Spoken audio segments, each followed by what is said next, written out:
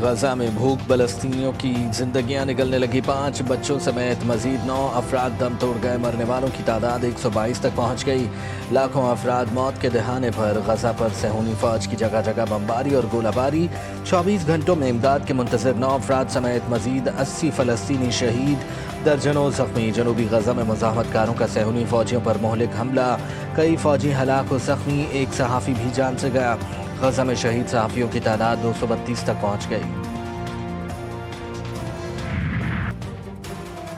بھوکے پیاسے مظلوم فلسطینیوں کی اموات پر کئی ممالک میں شہری سڑکوں پر آ گئے۔ نیدرلینڈ میں مختلف ریلوے اسٹیشنز پر شہریوں کے دھرنے اور احتجاجی مظاہرے۔ امریکی شہر شکاگو میں برتن اٹھائے شہریوں کا اسرائیلی قونصل خانے کے سامنے مظاہرہ۔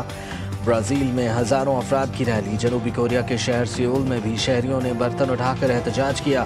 واشنگٹن میں بھی شہریوں کا نسل کشی کے خلاف مظاہرہ۔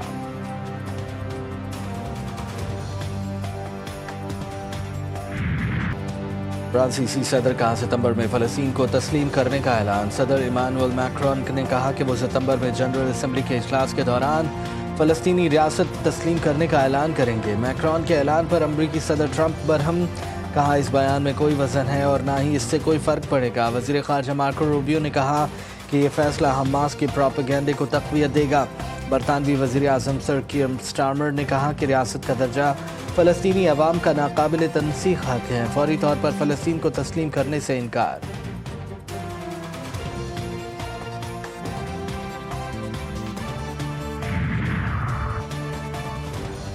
جنگ بندی مذاکرات میں پیش رفت نہ ہو سکی۔ امریکہ اور اسرائیل نے قطر سے اپنے وفود واپس بلا لیے۔ امریکی ایلچی سٹیو وٹکاف کا حماس پر غیر سنجیدگی کا الزام۔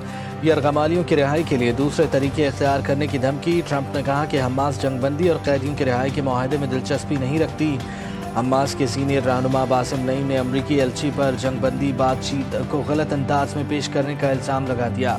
حماس نے معاہدے کے لیے مثبت جواب دیا۔ وٹکاف منفی پروپیگنڈا کر رہے ہیں، وہ اسرائیل کی خدمت کے لیے دوحہ آتے ہیں۔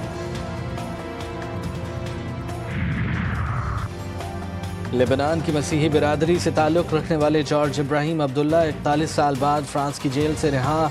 جارج ابراہیم کو امریکی اور اسرائیلی سفارتکار کے قتل کے الزام میں گرفتار کیا گیا تھا۔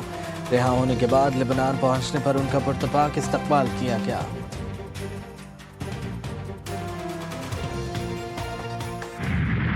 وزیر خارجہ نے امریکہ سے ایڈ کے بدلے ٹریڈ کا مطالبہ کر دیا۔ اسحاق ڈار کا اٹلانٹک فورم سے خطاب، کہا پاکستان امن پسند ایٹمی ملک ہے، پڑوسیوں سے تناؤ نہیں چاہتے، بیت المقدس آزاد فلسطینی ریاست کا دارالحکومت ہونا چاہیے۔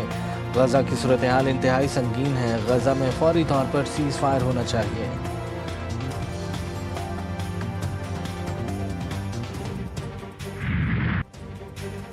وزیر خارجہ اسحاق ڈار کی امریکی ہم منصب مارکو روبیو سے اہم ملاقات۔ امریکی حکام نے اسحاق ڈار کا استقبال کیا۔ پاک امریکہ تعلقات اور مختلف شعبہ جات میں ممکنہ تعاون پر تفصیلی بات چیت۔ تجارتی اور اقتصادی روابط کے فروغ، سرمایہ کاری، زراعت، ٹیکنالوجی، معدنیات سمیت اہم شعبہ جات میں تعاون پر تبادلہ خیال۔ انسداد دہشت گردی اور علاقائی امن کے حوالے سے بھی گفتگو کی گئی۔ اسحاق ڈار کا عالمی امن کے فروغ کے حوالے سے ٹرمپ اور امریکی قیادت کی کوششوں کو خراج تحسین، کہا حالیہ پاک بھارت کشیدگی کے حوالے سے صدر ٹرمپ کا کردار اور کاوشیں لائق تحسین ہیں۔ امریکی وزیر خارجہ کا دہشت گردی کے خلاف جنگ میں پاکستان کی لازوال قربانیوں کا اعتراف۔ اسحاق ڈار نے ایکس پر پیغام میں لکھا، مارکو روبیو سے ملاقات میں باہمی شراکت داری پر زور دیا، باہمی احترام اور مسلسل رابطے سے مستحکم مستقبل کی امید ہے۔ گلگت بلتستان میں سیلاب سے تباہ کاریاں، پہاڑی علاقوں سے اترنے والی آبی ریلے پر ہر شہ بہا لے گئے۔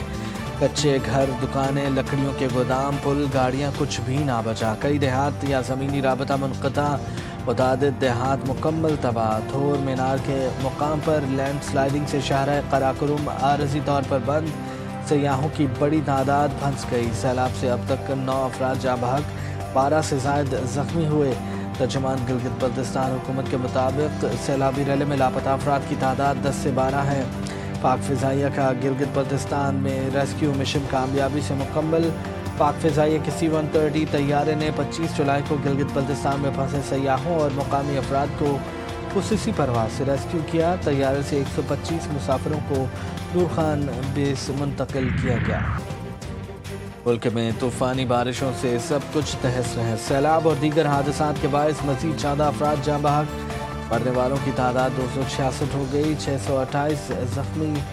یمر کا سیلابی ریلا بھی تباہی کی داستانیں چھوڑ گیا، 8 افراد جان سے گئے۔